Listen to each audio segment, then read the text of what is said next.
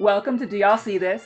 Reacts. This is Eva. And this is Nisi. And welcome to another Do Y'all See This Reacts. So we're going to jump right into the catch up. For me, this has been a really good day. I really didn't have that much to do this week, but I went to a taco fest today. We did lose power and no one left. Everybody pretty much just like stayed in Waterside. Had a good time. The only difference between this festival and probably other ones that I've gone to, this one was more family oriented.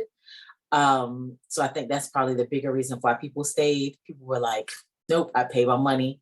We out the house, we here. They did supply us with a whole bunch of ponchos, so everybody was prepared for the rain. It was really good. I was there with a group of people who, enjoyed themselves no matter what. And I had a good time. I had a really good time. What about you, Ed? Nice. So I would like to say my sister did also go to Taco Fest. It's just been a working week. Last week, this past week, it's just been working. Summer reading is still going on, so hit up your Mhm. libraries. I've had a couple really great programs, which is really nice, Yeah. and that's basically it. So, what do we want to react to today? What's the first thing you got on the agenda? Yeah, so I want to talk about hashtag gentle minions this week. It's a story that came up a little bit at the end of last week with the release of the most recent Minion movie, which is The Rise of Gru, was Hmm. released on July 1st. It's been doing really well, the movie. And it's hilarious because there's very large groups of people who just show up in their like best suits to come and watch the movie, and it's just called this Gentle Minions trend, and I just think it's hilarious. The only thing is that every once in a while the groups will get a little rowdy in the theater and act up, so much so that some theater owners are not allowing people in suits to watch the movie. Could you imagine that you taking somebody out for the first date or Yeah. whatever? Feel like I'm taking this serious. Like we're gonna go. I'm gonna get dressed up. She's gonna be dressed up, and you get there and they say, mm, you seem overdressed, and we've had issues with that. You can't come in today. Like because I was asking Em when she first mentioned it, I'm like, so what was the reason? Yeah. Like, is it It's for like Gru or is it, but it's just like, why? Like, where did it come from? Like, is this how Gru dresses?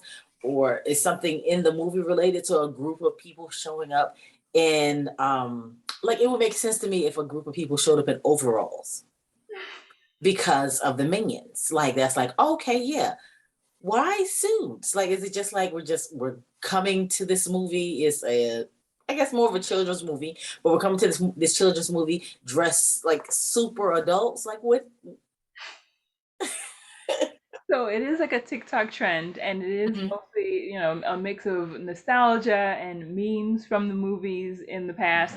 And also a lot of the people who are participating in this trend, they were kids when the first movies came out. So it's probably Mhm. just a lot of that type of thing mixing in and going through, which I think is but I think it's hilarious. Like, I mean, it seems harmless. and I saw the movie. It was good. I liked it. I thought it was funny. Mhm. So, more people who go see it. Congratulations, producers, I guess.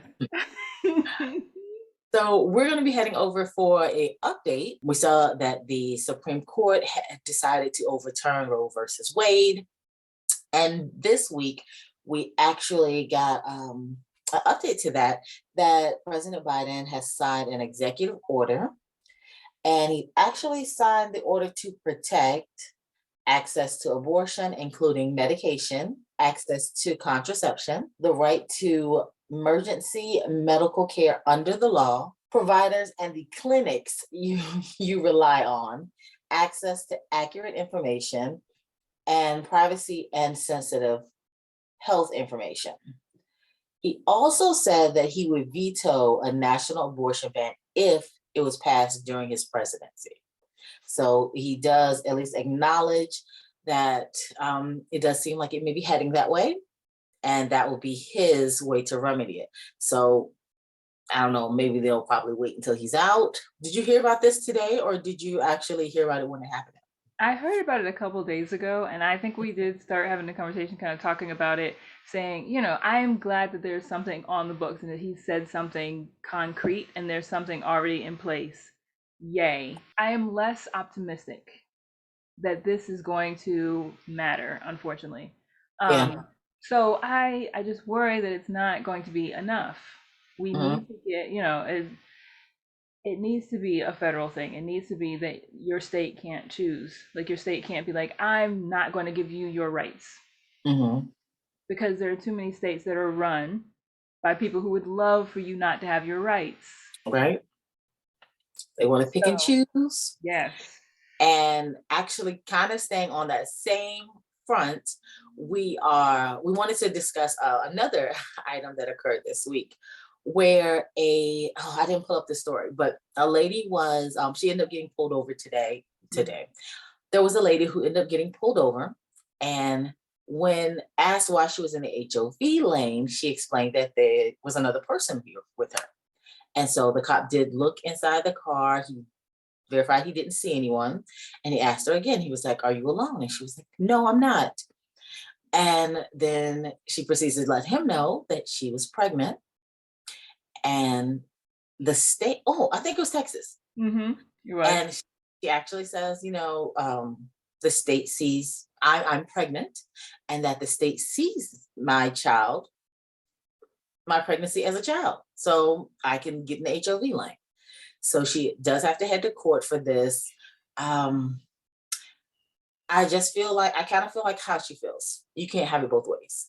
You Correct. can't say this baby is a person and then decide, like you're saying, heartbeat is a person. Well, then there's two people in this car. Mm-hmm. I, hey, this is what y'all saying. I wonder if they will make people start actually having to carry like their pregnancy confirmations or something. If she, Yeah. I did hear about the story, and I thought it was like, it's a laugh. We're all kind of laughing at it, but seriously, you can't have it both ways. Like you can't Mhm. say in the law, a fetus, a baby inside is a full person. And then Yep. when someone's like, this is a full person, and I would like all the rights and respond, all the rights and benefits that come with being a full person, Mhm. then you say, no, no, no, no, we don't do that here. You can't do that. You Exactly. have to choose. Where's the life insurance? Where's my tax benefits? Yep. You know what I mean? Where is all the things that I would get? I get an extra Netflix Technically, you should be able to get insurance immediately, right? as soon as you know Um, you were pregnant? That's a whole nother person. I'm kind of with the lady here.